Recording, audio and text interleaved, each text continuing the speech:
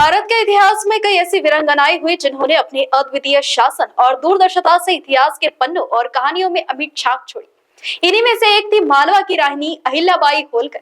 उन्हें आज भी एक आदर्श प्रशासिका, न्यायप्रिय शासिका और धर्मपरायण महिला के रूप में याद किया जाता है। हर साल 31 मई को महारानी अहिल्याबाई होलकर की जयंती मनाई जाती है।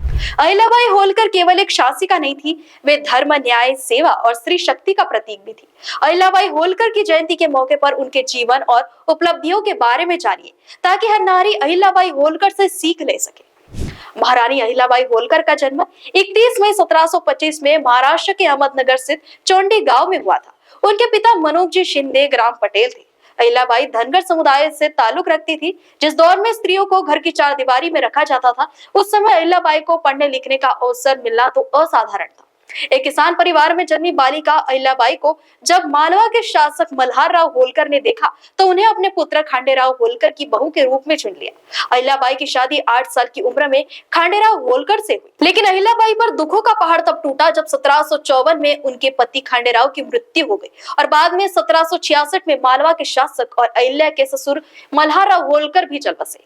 इतना ही नहीं, उन्होंने अपने पुत्र मालेराव को भी शीघ्र ही खो दिया। जब मालवा की गद्दी बिना शासक के थी, तब अहिल्याबाई ने शासन की बागडोर अपने हाथों में ले ली। अहिल्याबाई ने 1767 से 1795 तक मालवा राज्य की बागडोर संभाली। राजगद्दी संभालते हुए महारानी अहिल्याबाई होलकर ने आसपास के राज्यों में यह सूचना पहुंचा दी। उनके सेनापति और पेशवा बाजीराव ने उनकी सहायता की। अपने शासन काल में उन्होंने इंदौर को एक व्यवस्थित और सुंदर नगर में परिवर्तित किया। उन्होंने बिना युद्ध के प्रशासनिक क्षमता, न्याय व्यवस्था और परोपकारी कार्यों से शासन चलाया। साथ ही हर धर्म, जाति और समुदाय के साथ सम्मान, न्याय और सम्मान का व्यवहार किया। उन्होंने एक महिला होकर उस दौर में शासन चलाया जब स्त्रियों को राजनीतिक भागीदारी का अधिकार भी नहीं था। अपनी बुद्धिमत्ता, करुणा और नेतृत्व क्षमता से उन्होंने नारी सशक्तिकरण का जीवंत उदाहरण पेश किया।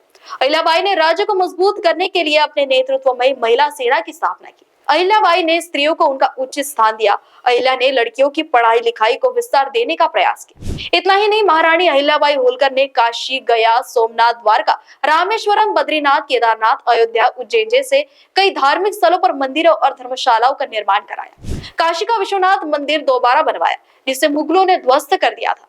वह हर साल गरीबों, ब्राह्मणों, पुजारियों और जरूरतमंदों को दान दिया करती थी। बता दें, 13 अगस्त 1795 को अहिल्याबाई का निधन हुआ, लेकिन वे आज भी इंदौर और भारत के कई हिस्सों में अपने कार्यों के लिए सम्मानित और पूजनीय है। इंदौर में अहिल्याबाई का स्मारक और उनकी प्रतिमा आज भी उनके गौरवशाली शासन की याद दिलाती है। भारत सरकार द्वारा उनके सम्मान में डाक टिकट जारी किया गया है।